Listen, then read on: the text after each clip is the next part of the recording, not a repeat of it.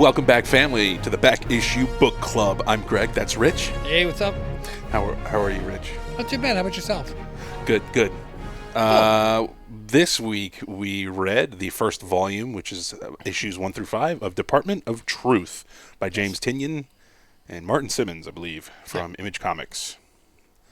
This has been optioned, so I believe you can get cover A in a 9.8 for like $50 on eBay right now. Not a bad deal. That's the JFK on the front. Yep, I believe that was one of my Remember Me picks a couple times ago. Yeah, I have the cover A, and I also have the 1 in 5 or 1 in 10, I'm not sure which, Lee Harvey Oswald cover in a 9.8. Oh, okay. Lee Harvey Oswald. He's is the leader of the Department of Truth. That's true. We'll get into that in a little bit. He's a grumpy bastard, too, let me tell you. Yes, he is. He's like such a typical, like, I don't know. People in those positions, I feel like, is like a stereotypical, like, give me some coffee, you motherfucker. Like, smoking a cigarette all the time. And, I don't know. Now, you see, I just thought it was just him being an old man. Not just being in that position, but being an old man. Because they really rubbed me the wrong way. Today, Mrs. and I went out to dinner. We went to IHOP. It's her choice. She likes going to IHOP. And she made sure she pointed out on the menu that they have a 55 and over section. Oh. Anybody who knows me knows I just turned 55. I'm like, hey, thanks for reminding me, you bitch. Anyway. And then I saw the price is a little bit less. So I'm like, yeah, all right, I'll order from that. Yeah. Man, when I get there, no shame. Give me half off. No, I went into Supercuts one time on a Wednesday just to get a haircut, and that's senior day. Yeah. I got up to the register, and the woman went, are you a senior citizen? I went, no. Why would you think I'm a senior citizen? She said, oh, today's a senior day. There's a discount for senior citizens. I said, for how much? She goes, it's $1 off. I'm like, for $1, I'm not going to degrade myself. No. If it was $5, I'd consider it. Yeah. But back to the book. This was not my favorite art style. And I feel like, it was nice. You know, it's what I would assume is considered good art. It's not something that is my favorite, but I can appreciate it for what it is. It's more like Starry Night kind of art. Yeah. Just weird, like swirls and swooshes and this, whatever this is. Yeah, it's not sharp images. It's like somebody took an oil painting before it dried and shook it. All right. So. But the more I read it, the more, I can't say I appreciated it, but the more I got used to it.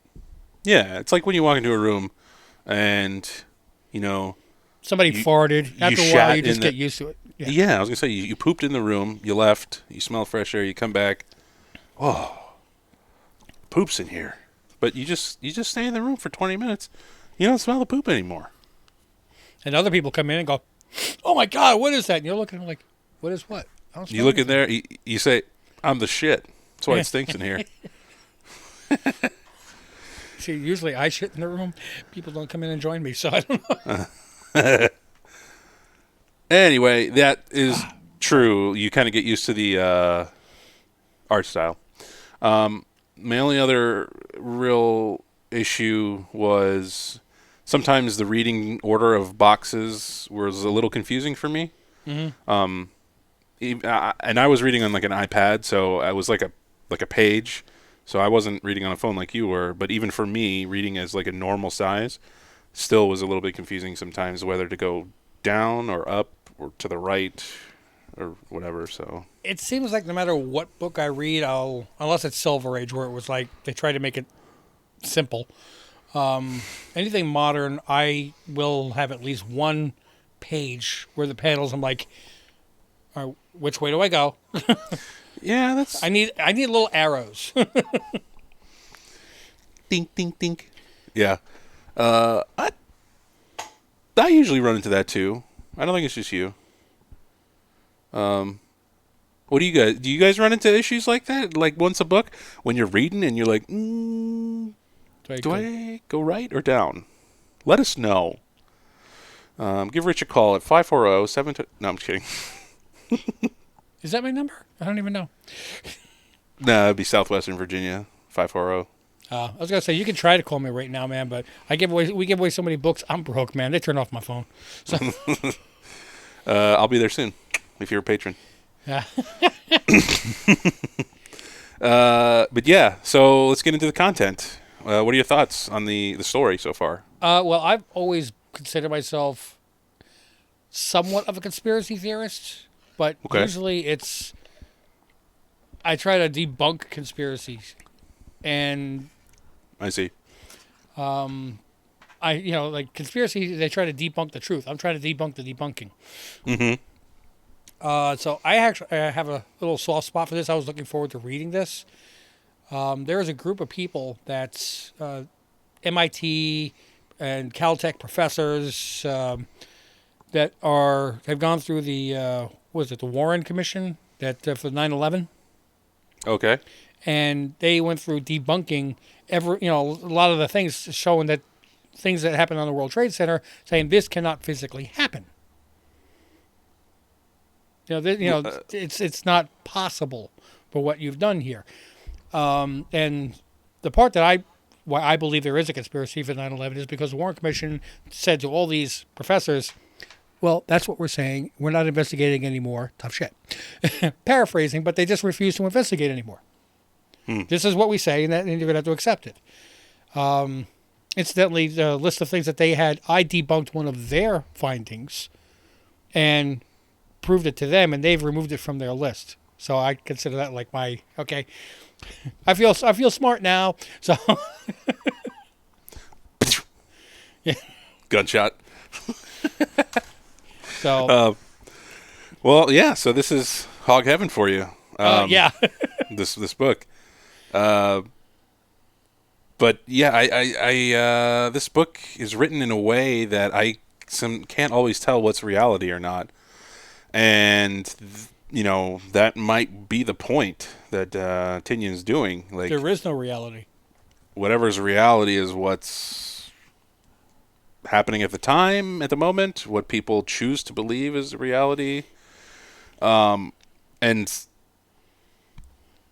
that kind of like hit too close to home for me with like recent events, and I don't know, like it's a little unsettling for me.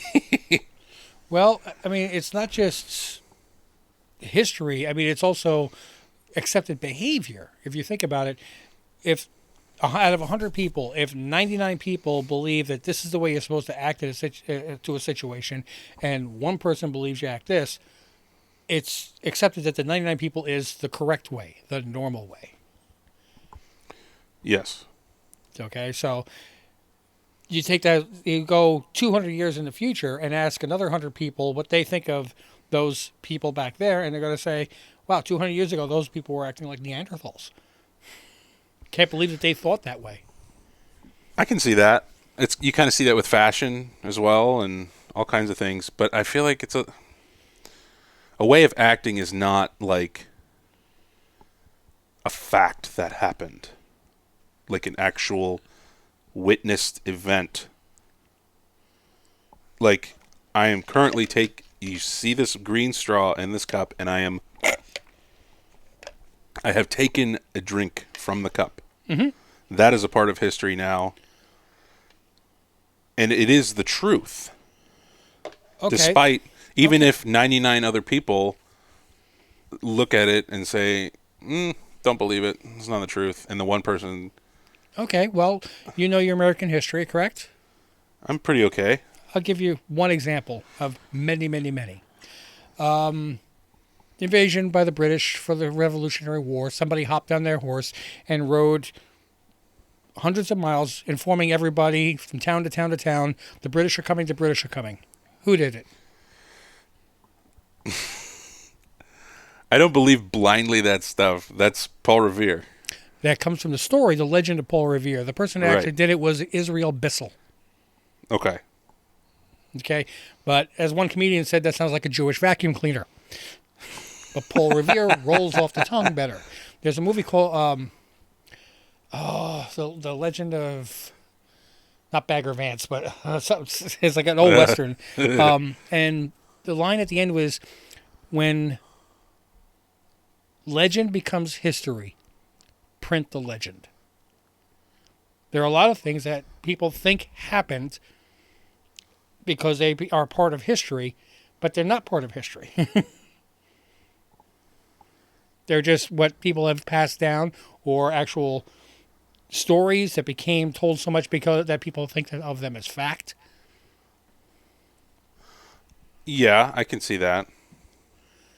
But if you were to say, the world is flat, no, it's round, that's a completely different thing. I get that. But yeah. By the way, I'm not a flat earther. Thank God. No, it's triangular. It's a much more stable subject. Plus, if you look at it from upside down, you have the heart. So,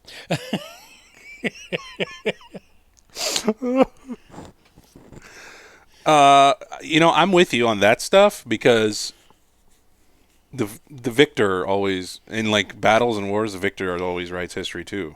Braveheart. History is written by those who have hanged men, not by those who are hung. Perfect way to say it. Yeah. Yeah. I was always, so my dad is from Iran. He's always, kind of taught me about like the Persian Empire, but we don't learn anything about the Persian Empire in school except that they got beat by 300 Spartans or whatever it was. So they were pussies, and everything else, you don't learn anything. But they had a giant empire across Asia, and, a whole cultural center and all kinds of stuff, but you just don't hear about it because they're not a winner in today's world or whatever. Right. So I kind of get that part. I always wondered what they teach German students about 1939 through 1945. That's a great question, actually. I'm gonna see if I can figure that out after this. But that's the beauty of how smartly this Tynion run is written, because it's sparking conversations like this. Yeah, fuck you, Tynion. What are you doing? Well, this is exactly what I was talking about with the Miss Marvel series, though. With the Miss Marvel, they were taking all that culture and ramming it down your throat. That this Department of Truth, they're sparking an interest and asking if you are interested, which we both are, we will on our own go and do more research. I see. Yeah. Like I just said right there, I'm going to go figure out Germans teach. Yeah. Yeah. Yeah. That's true. So, anyway, I don't know where we actually left the story off in our discussion, but I know book 3 was a poor mother who had lost her son, who she assumes is dead, but we don't know because she gets a black hat envelope with a thumb drive on her doorstep. Yeah. And it's a video of like an audition for exactly the same things her son called and left her a message, and the verbiage is exactly the same as that message, and she's like, what the fuck is life? What's happening? And just all kinds of stuff. And I was like, man, this poor woman. And the Cole and Ruby make their way to her house, and she's there and hiding and hits pistol whips or something Ruby. So it's just her and Cole. Mm-hmm. And they have an exchange over a couple pages, and then I was just like, whoa, this is wild. Did you ever watch The X-Files? A little bit before my time, and I never went back and watched it. This story kind of reminds me of it, where you don't know exactly who, other than your two characters, Cole and Ruby. Ruby? She wears robes. Ruby. You don't know who the good guys are, who the bad guys are. It's all a matter of perspective. Yeah. And I think it's another reason I'm uncomfortable. I like to know where the ground is, because I think in the next issue, the leader of the opposing group to the Department of Truth is the Black Hat leader, is chilling in Cole's apartment as he comes in, and he's like, "I want to talk to you." If we ever get to the point where we're like dropping in little animations in our videos, when you said, I want to know where the floor is, that'd be a great point to like cut. You see Loki hit the ground and go, I have been falling for 20 minutes. I could do that. Well, since I just said that, but yeah. why not? So that goes along with what you were saying. Like, there's no black and white. It's like gray across the board. Mm-hmm. And this guy's like, I want to tell you our side, basically. And he made some annoyingly interesting points that make you think. Mm-hmm. And, yeah. I don't know what to think. Well, I mean, I think that is the point of the book, is that you know, just like in real life, do you really trust any politicians? Even the sweetest, nicest guys did not get to be politicians. You don't. If you're a really, really humanitarian person, you don't get into politics. You get into be like a doctor for doctors or for humanity, or handing out food for UNICEF, or like Peace Corps. Or Peace something Corps. like Yeah, you don't like. I'm going to go rule. that. Yeah. Yeah, man. Yeah. I mean, you could extend that down to just people. Yeah. Like, you don't really know what anyone's real motive is. There are 0 people on this planet that I trust 100%. That includes yourself. Exactly. I do trust Jason Doyle, Tiago, and Stinkerbug, though.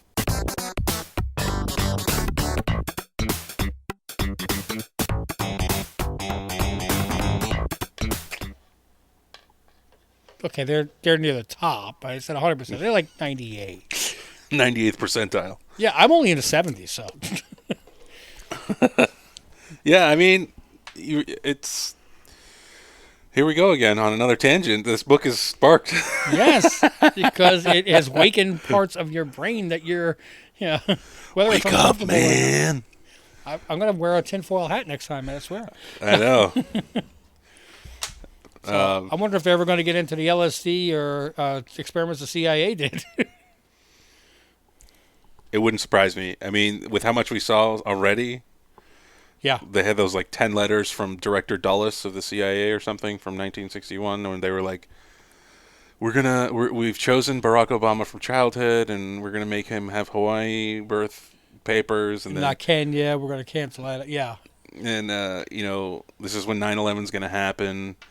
That was written in 1999, and we're gonna pull a young William Jefferson Clinton aside when he's taking a tour of the White House to get him interested in the presidency. It's just like, wait, Bill Clinton's middle name really is Jefferson, huh? Mm-hmm. Okay. That's Yeah. a set of parents that wanted him to go into politics. Oh, maybe. Yeah. So, yeah. You said you give it. What would you give this? I'd give it a 7. Solid. Okay. Yep. And it got stronger as I read, so might go higher as I go. I could see this being adapted to a TV show similar to the style of X-Files, that once you started watching, you would have to continue watching to find out what the hell's going on here. Yeah. I'm gonna give it a 6.5. All right. The art bugs me. That's okay. And the text blocks were a little bit awkward also at first. I'm like, am I supposed to read this as a shout, or is this normal conversation? Yeah, I don't like how they're doing like this weird stylistic thing where like the outline of the bubble doesn't match the fill of the bubble, and to me, that's what you do when it's a mechanical voice, and I'm almost reading it like a robot would. Yeah, I can see that. Mr. Oswald, I am here for you. Everybody smokes cigarettes for 50 years. Yeah. Well, I think we're going to read the next volume, which is... Let's see here. Let me just make sure I know what I'm doing. Episode 6 through 174. Holy shit. No, we're not getting involved in something that long, even if it's Clone Wars. All right. Collects 8 through 13. What happened to 6 and 7? I don't know. Was volume 1 through 7? No, 1 through 5. Interesting. What happened to 6 and 7, or is that another conspiracy? Pyramid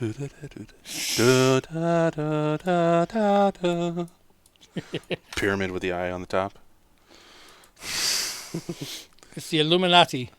Yeah, maybe they're just Filler episodes? filler. Yeah. Well, I'll read them.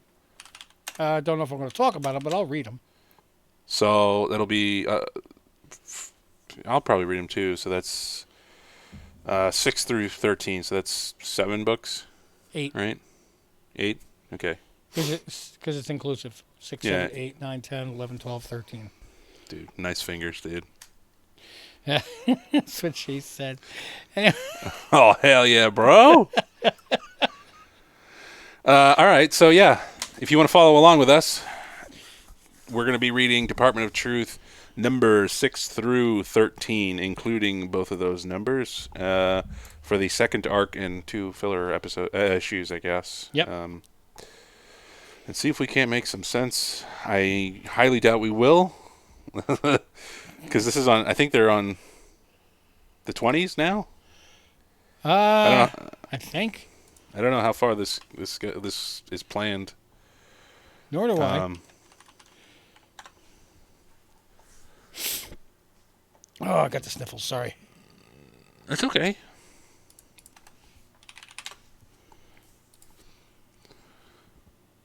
Yeah, they're on 22 came out. It's on pause, I think. 22 came out in November 23rd. They're waiting for us to catch up. Yeah. All right, cool. Great. In the meantime, by the time you see this, we will have had our video out that discusses our upcoming changes, but I would argue to call it upgrades to our Patreon memberships. Absolute upgrades. Yeah. Giving away a bunch of awesome books that donated to us by Stinker Buns to the next handful of people that join the Patreon. Next 7. Look at that. All kinds of ratios from 1 in 10s to up to that. Look at that, a 1 in 100 ratio. 1 in 100. Yep.